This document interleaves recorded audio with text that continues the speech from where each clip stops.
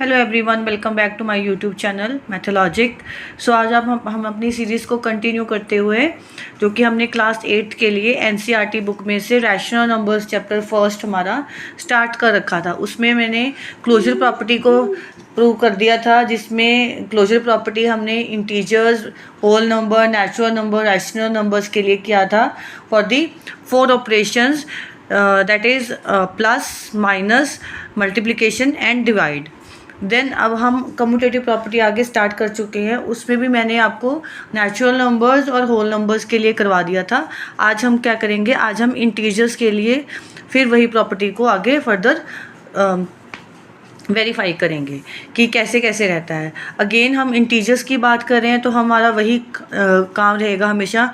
हम हर ऑपरेशन के लिए, जैसे plus, minus, multiplication and division, चारों केसेस में हम ए और बी को लेट करके चलेंगे, जो कि हमारे इंटीजर्स की कलेक्शन में से आएगा। Suppose I assume A is equals to 2 and B is equals to -3। तो हमारा नेक्स्ट काम क्या रहता है, ए, क्योंकि हम प्लस के लिए कर रहे हैं तो ए प्लस बी, और दूसरी राइट हैंड साइड क्या होगी, बी प्लस ए प्लस बी किया तो मैंने ए की वैल्यू 2 ली थी और बी की वैल्यू मैंने -3 रखा था, तो हम उसको ऐसे ब्रैकेट्स में रखेंगे। ध्यान रखें कि कभी भी दो साइंस कभी इकट्ठे नहीं आएंगे। अगर आ रहे हैं तो हम एक को ब्रैकेट में डालेंगे। सबसे पहला काम हमारा रहता है साइंस को मल्टीप्लाई करके 2 से 1 बनाना। 2 3 minus plus into minus minus, हम आगे 3 लिखेंगे। अब simply plus into minus minus करेंगे और बड़े नंबर का जो साइन रहता है, यहाँ पे आया हमारे पास -1। इधर हम क्या करेंगे, बी की वैल्यू हमारे पास थी -3 और ए की वैल्यू क्या है 2। तो हम जैसे ही करेंगे तो ये आ जाएगा हमारे पास अगेन -1, राइट। तो यहाँ पे भी हमने प्लस इंटू माइनस माइनस करके 1 किया और बड़े नंबर का साइन, इधर भी हमने सेम वही किया। So we can say that a plus B is equals to B plus A, मतलब लेफ्ट हैंड साइड और right hand side under addition दोनों केसेस में इक्वल हो गई। तो हम क्या करेंगे कि इंटीजर्स हैं वो क्या है, कम्यूटेटिव हैं। कम्यूटेटिव मीन्स वो दोनों एक दूसरे का कम्यूट कर रहे हैं मतलब चाहे मैं ए को आगे रखूं या मैं बी को आगे रखूं, जो भी एडिशन के लिए आंसर रहेगा वो हमारा सेम रहेगा अंडर एडिशन। देन आगे हम क्या करेंगे, माइनस के लिए उसको चेक करेंगे। माइनस के लिए ए की वैल्यू मैं लूँगी सपोज 4 और बी की वैल्यू दैट इज से 0। देन दिस इज माइनस, ए की वैल्यू -4, बी की वैल्यू 0, तो हमारे पास आया -4।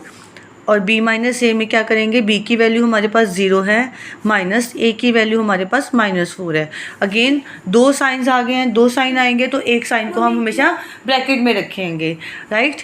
तो सबसे पहले 2 साइन से एक साइन बनाएंगे, माइनस माइनस +4, तो यहाँ पे हमारा 4 आ गया। नाउ अब हम ध्यान से देखें, यहाँ पे a माइनस बी जब मैंने करा तो मेरे पास -4 आया, और जब मैंने b माइनस ए किया तो +4 आया। सो मैं बोलूँगी कि a minus B is not equal to b minus A, मतलब मेरी लेफ़्ट हैंड साइड और राइट हैंड साइड दोनों इक्वल नहीं हुई। क्यों नहीं इक्वल हुई, क्योंकि हमारे पास माइनस का है नंबर, है ना। तो इंटीजर के केस में integers are not commutative under subtraction, right. Then multiply करेंगे तो यहाँ पे मैंने जैसे सपोज -3 ले लिया, इधर मैंने -4 ले लिया, तो -3 इंटू -4। अगेन 2 साइंस आ गए तो एक साइन को हम हमेशा ब्रैकेट में रखेंगे। उसके बाद माइनस माइनस प्लस, देन उसके बाद यहाँ पे आ जाएगा मेरे पास 4 3 12। इधर भी -4 इंटू -3 माइनस माइनस प्लस, तो 12 आ गया। So here a into B is equals to b into a. Therefore, true integers are commutative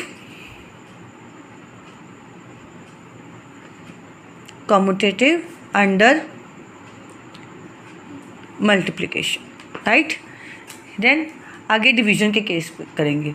division के केस में करते हैं तो हम सपोज मैं 2 और 4 की एक एग्जांपल ले रही हूँ। वो क्यों ले रही हूँ, क्योंकि यहाँ पे मेरे पास क्या बनेगा, 2 डिवाइड 4 और इधर बन जाएगा 4 डिवाइड्स 2। अब जब मैं 4 divide 2 can be written as 4/2, cutting करके मेरे पास यहाँ पे 2 आ गया। And 2 divide 4 can be written as 2/4, यहाँ पे मेरे पास 1/2 आ गया। Here we see that A divides B is not equal to B divides A, right. तो ऐसे ही हम 3 और 5 का केस ले सकते हैं, राइट। 3 और 5 का केस लिया तो फर्स्ट केस में जब 3 डिवाइड्स 5 करेंगे तो it can be written as 3/5, और जब 5 डिवाइड्स 3 करेंगे तो 5/3। यहाँ पे ये दोनों क्या हैं, इंटीजर्स नहीं आए मेरे पास, राइट। यहाँ पे एक तो ये फर्स्ट कंडीशन ये है हमारी कि दोनों इक्वल होने चाहिए, वो इक्वल नहीं आए। दूसरी कंडीशन क्या है, अगर मैं इंटीजर्स ले लूँ तो इंटीजर्स ही आने चाहिए, बट मेरे पास यहाँ पे क्या आ गया, रैशनल नंबर्स आ गया। तो मेरे पास दोनों जो कंडीशंस हैं वो सेटिस्फाई नहीं हो रही, तो हम लिखेंगे कि integers are not commutative under division, right.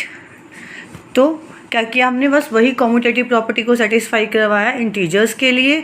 4 ही हमारे ऑपरेशन रहते हैं, plus minus multiply and divide. Then again हमने 2 इंटीजर्स लिए, देन a प्लस b किया, b प्लस a किया, इक्वल आ गए, तो हमने बोल दिया कि ये कम्यूटेटिव है।